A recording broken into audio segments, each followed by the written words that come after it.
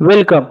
तर अर्थक्वेक भूकंप हा तयार होतो पृथ्वीच्या इंटरकॉन्टिनेंटल प्लेट्स एकमेकाला धडकल्यामुळं. तर पृथ्वीच्या पोटामध्ये सतत ही हालचाल चालू असते आणि त्याच्यामुळे या प्लेट्स एकमेकाला ज्या धडकतात त्यावेळेस भूकंप होऊ शकतो.